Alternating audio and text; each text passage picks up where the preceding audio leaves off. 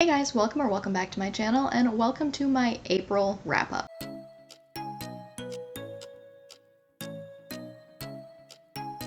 Yes, I understand that we are technically at the end of May, but it's been a minute since I filmed anything, so you're probably going to get a May wrap-up several weeks too late, and that's fine. But it's time for my April wrap-up, so without any further ado, let's just pop the graphic up here from Storygraph like I've been doing in the past.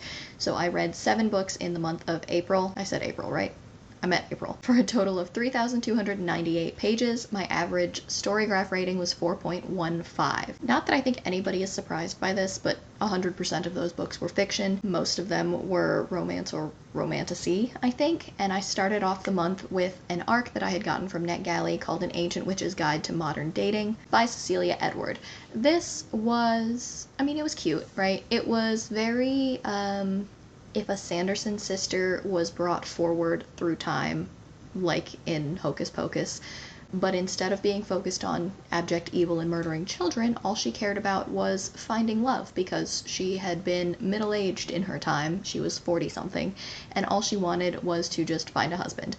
And so as she gets propelled forward through time with a mishap of potions with her familiar, who is an adorable and vicious cat, she just wants to attempt to learn how to date in the modern era. And in return for this, she ends up continuing to live in her cabin that she'd had in like the 1600s or something like that.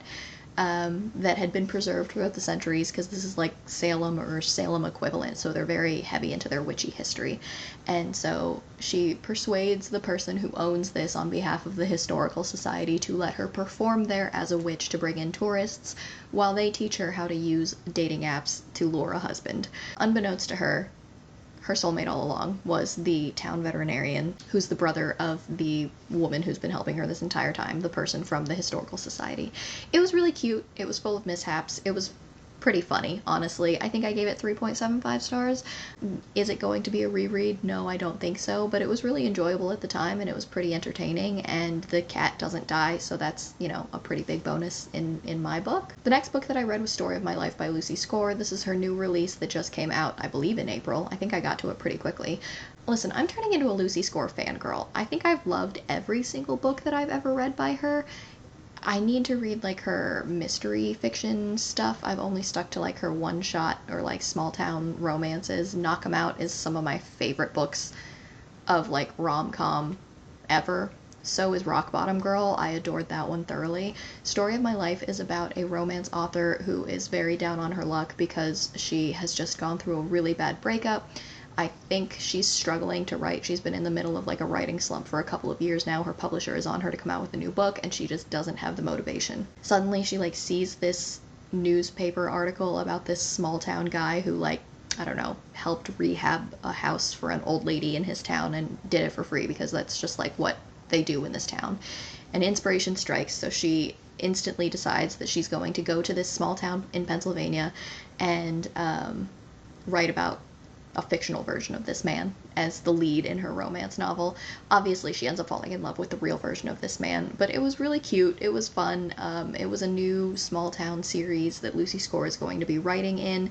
I had just started reading in her other small town series, so I want to continue on in that one. I don't remember what the name of it is off the top of my head, but it was really good. I enjoyed it a lot, and I gave it 4.25 stars. I really enjoy everything, like I said, that I've read by Lucy Score so far.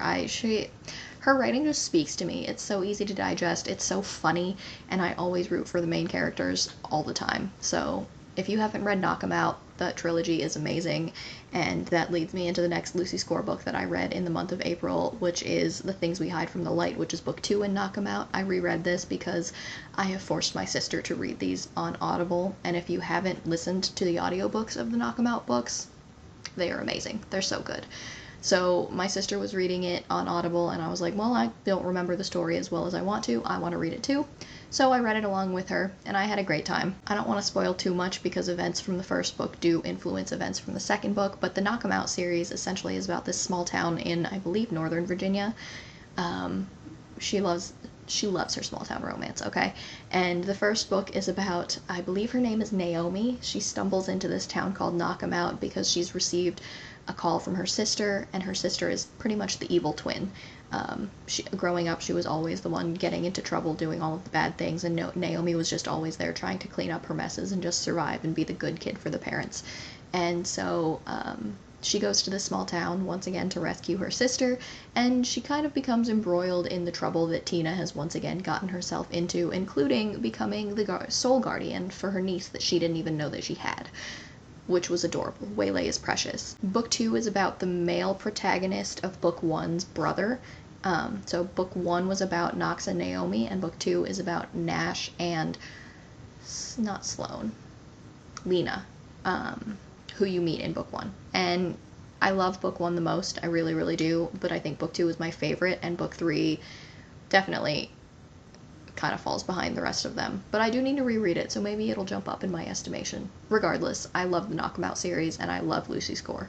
So I also ended up reading the audiobook of Lights Out by Nevessa Allen in April, and I enjoyed it way more than I thought I would. I think I've talked before about how I don't really know that dark romance is my thing, and I don't know that Lights Out is as dark romance goes, but I think it's as dark as I'm willing to go.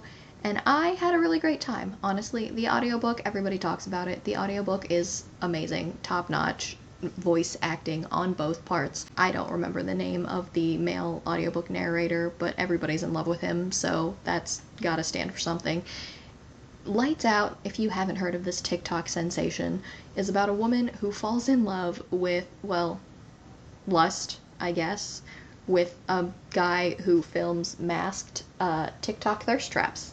And she just likes to watch them when she's on break from the hospital, or when she's a ER nurse, I think. And so that's just the way that she decompresses. She watches this man's masked, I think with the ghost mask from Scream, thirst traps on TikTok.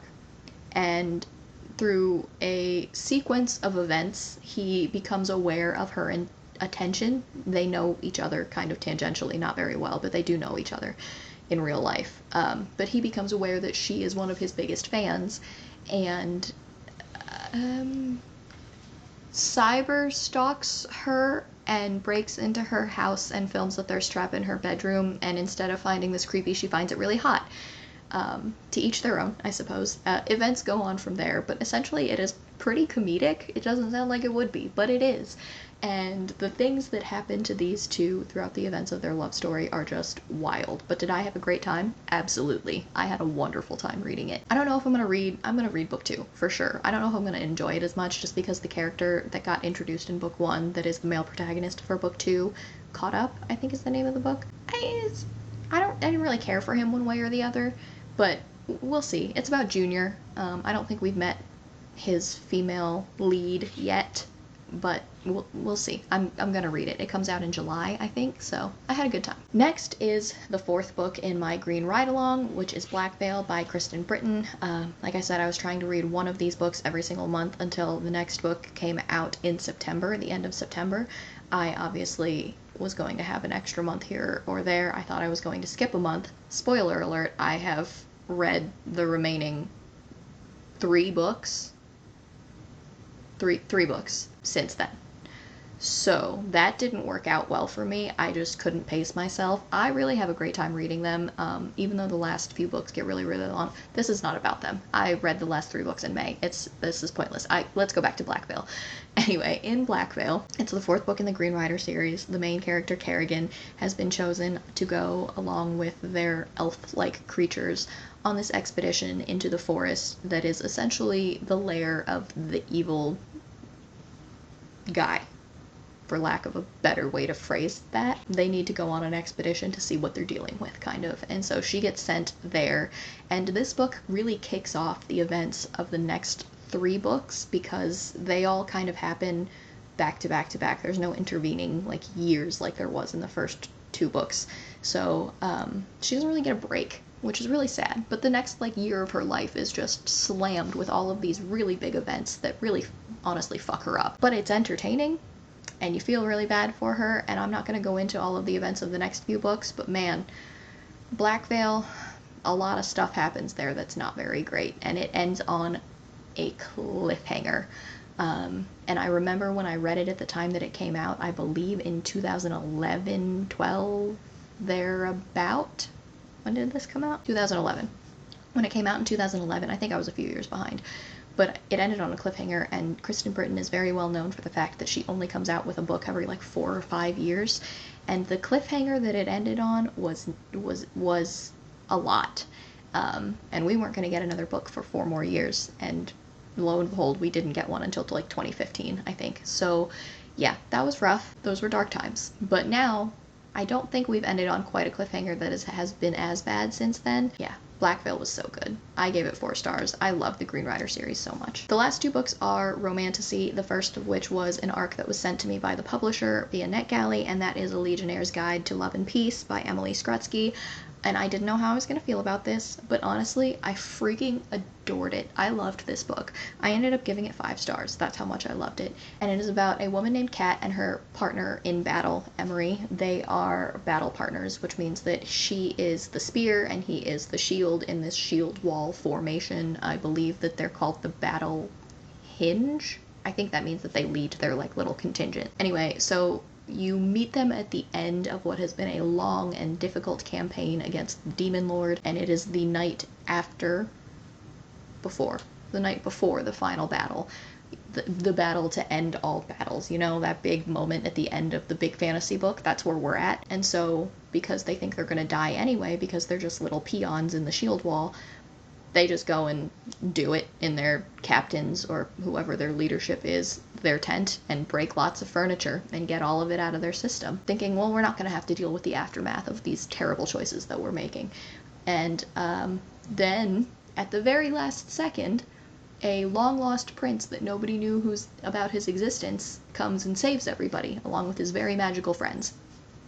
And they do have to deal with the consequences of their very terrible decisions, especially because the cat comes to the attention of the prince through events, and so she's kind of like stuck following around after him and like helping him with stuff, because the battle is over, but the battle's not completely over, so there's still some things that they have to contend with the cleanup of the realm, etc., etc. And so she keeps being stuck in the prince's orbit, and Emery, they have their own things to deal with. It was so good. I did not expect to love this as much as I did, but like, I really love these fantasies that subvert the typical plot structure in which, like, you're following the chosen one who is the one doing all of these things. No, you're following, in this case, just a couple of people trying to live their lives who think they're gonna die because they're nobodies. And they make terrible choices, and then at the last minute they're saved by, you know, the chosen one. And they're like, oh shit, now what do I do? And I really enjoy the fantasies that have been doing this a lot lately. I love that shit. I'm eating it up, and I think we need more fantasy that's doing that. The very last book that I read in the month of April was Forbidden Alchemy by Stacey McEwen. I think this has been blowing up everywhere that I can see. That author is phenomenal with her marketing, and I'll give credit to Saga Press as well, because they've been doing a fair bit of marketing, in that there have been so many big names attached to reviews for this. Katherine Heigl is one of them, just like absolutely cursing the author out for the way in which this book ended, and just being like, you absolute bitch, where's the next one? Honestly, same.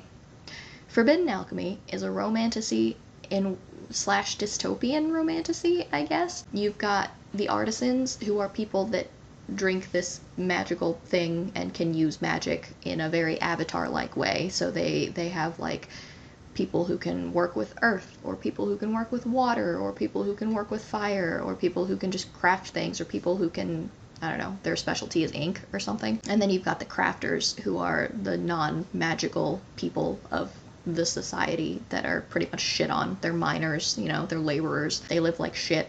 Their jobs could kill them any day. They fully are cognizant of that. And obviously there's some tension there. And you meet a girl who, when she goes to this choosing ceremony where they learn whether or not they're going to be a crafter or an artisan, she meets another young boy there whose name is Patrick. Her name is Nina. They're like 10, something like that. And they discover a very, very big secret about the society that they've been living in that would change everything. And they have to make their own choices as children about what they're going to do with this information. So Nina chooses, that's key, to become an artisan and go into that world of high society, very fancy, very educated Patrick goes back to his mining community, and they don't see each other again for like 15 years, give or take. It's a long, long time. But they're reunited later on, and obviously the romance ensues between the two of them, but they are on opposite sides because she was raised in this artisan community for so long, and he is of the people, for the people, etc. He wants the freedom for the people in the mining community. He wants the artisans to stop oppressing everybody. It's a tale as old as time in these books, right? So there's a rebellion because of course there's a rebellion, and he's a part of it because of course he is. And they fall in love again, and it's just, it had me hooked through the whole thing. I was so into it. But man, when I tell you guys I don't like cliffhangers, you've heard me go on and on and on about this. It's my biggest knock on the Fourth Wing series. Other people have bigger knocks on the Fourth Wing series, but it's my personal biggest knock on the Fourth Wing series, and it is my biggest knock on this book as well. If you are going to end a book right in the middle of the action and you don't have plans for the next book to come out within another month, I'm gonna have a problem with it. I'm okay if it's a cliffhanger that is one giant reveal that happens at the end that you're like, oh my god, who's not dead? Something like that. That's fine. If the reveal is, I don't know how to spoil the end of this book, but if the reveal is something happening smack dab in the middle of a scene of action and you just don't know what happens and nothing has been actually resolved in the plot, I can't with that. So if that bothers you, you just might want to hold off on this until the next book comes out, because that was the only thing about this book that infuriated me, and I could not handle it. So because of that, what would have been like a 4.75 star read is probably more like a 3.75 or a 4. I just don't like it. It was my biggest knock on the Naomi Novik series, The Scholomance, because she ended those books in the exact same way, and it feels like bait, right? It feels like rage bait to make you want to read the rest of the series. But if the next book in the series isn't coming out within a month, and you don't know when the next book might be coming out, it just feels like rage bait to me. I'm not going to rant about my hatred of cliffhangers any longer because I've done it so many times, but guys, it's just my biggest pet peeve in these books, along with the miscommunication trope, but we're not going to go down that rabbit hole right now. And with that being said, that is the end of my April wrap up. I read 7 books. I had a pretty good time with all of them. I don't think there was anything that I did not like, cliffhangers, aside. But yeah, so that's it for this one today, guys. Don't forget to like, comment, and subscribe. Down in the description box, you are going to see links to my Storygraph, my X, my Goodreads, my Instagram. I don't think I'm forgetting anything. There's all sorts of links down there, including a link to a discount for Unplugged book box if you guys are interested. They've got a lot of really cool book boxes that are coming out throughout the rest of the year. So use my discount code CAT5 for that. But other than that, I will talk to you in my next video. Bye!